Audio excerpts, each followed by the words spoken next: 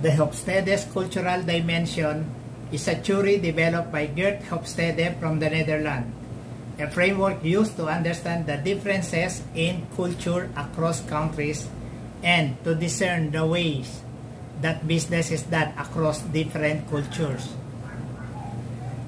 This is the knowledge of the manner in which different features of a business are viewed in different cultures. And it can help a manager in understanding and sailing successfully across the international business market. There are 6 indexes of the Hofstede principle.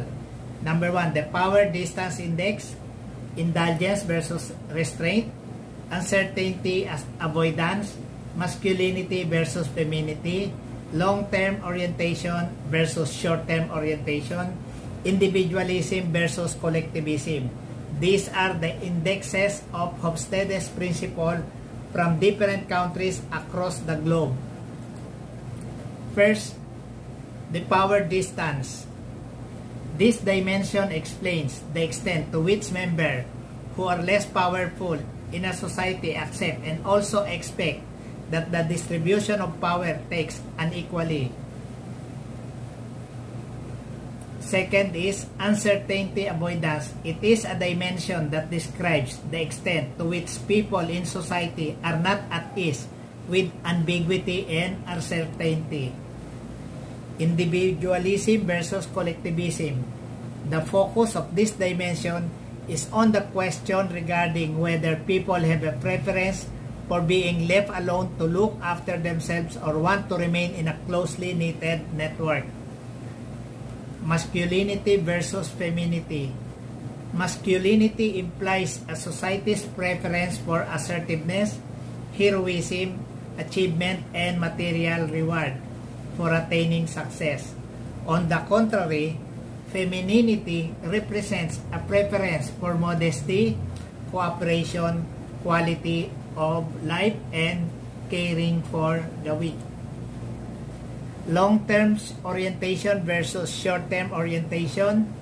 Long-term orientation describes the inclination of a society toward searching for virtue, while short-term orientation pertains to those societies that are strongly inclined toward the establishment of the absolute truth.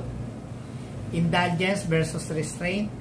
This involves around the degree to which societies can exercise control over their impulses and describes. I would like to focus and emphasize more highlights on power distance, which is very common, especially in our country. So, in power distance, societies with large power distance or gap are characterized by the following.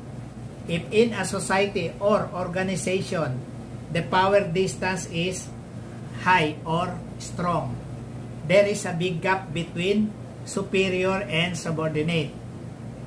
And it is characterized by the following features.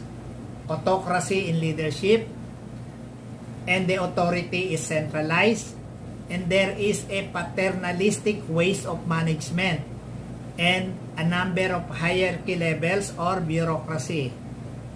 Okay, so those are the characteristics of power distance. If there is a high or strong power distance, the organization is autocratic. In an organization with a small power distance, the management style is participative or consultative, which is better if there is a weak power distance. If there is a weak power distance, the organizational structure is flat, no hierarchy. Supervisory staff are small in proportions, and an inclination towards egalitarianism or the so-called equality. Thank you very much. I hope we're going to have the part 2. Thank you. Please subscribe. Thank you very much.